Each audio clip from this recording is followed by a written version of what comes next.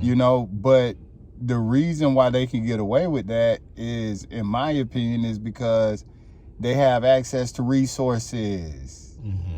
You know, somebody's, they have a infrastructure behind them that's funding this whole, pushing this whole thing to where it's like, okay, yeah, we're going to be here, right? This is not down to the wire for us, right? We have a product that we know we can sell at a cheaper price for these other people, and eventually you're going to come back to see us.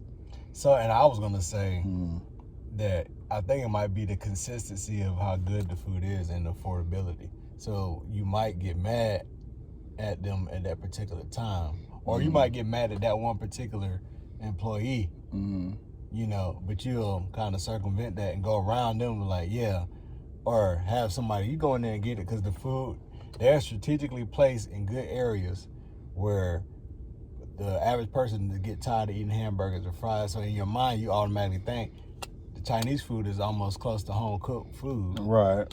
They're consistent and the price gonna be low. Right. Exactly. Right. Exactly. And that's their formula. So they know as long as they got that they can win, you know? But it's like they couldn't necessarily, like, I think it's a big difference between one of them Chinese restaurants opening up and you taking your money and saving it up and maybe getting some investors or something and starting your own business. You're not going to have the same flexibility that they have in just being able to keep the company afloat, while still giving, you know, maybe mediocre food and bad customer service. Because like you said, they got a location, you know, they got the prices right.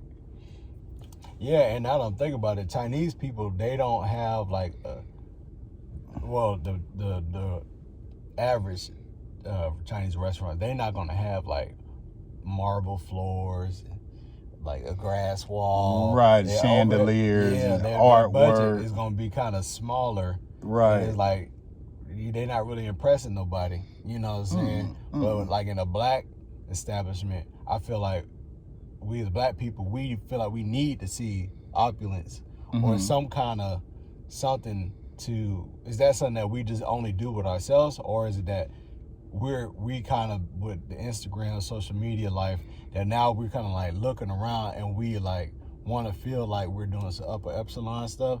And does that mean, like, as a black entrepreneur, you have to come out with high level decor into your store? And that's like a big part of the budget, I would think, before, and we didn't even get to the chef.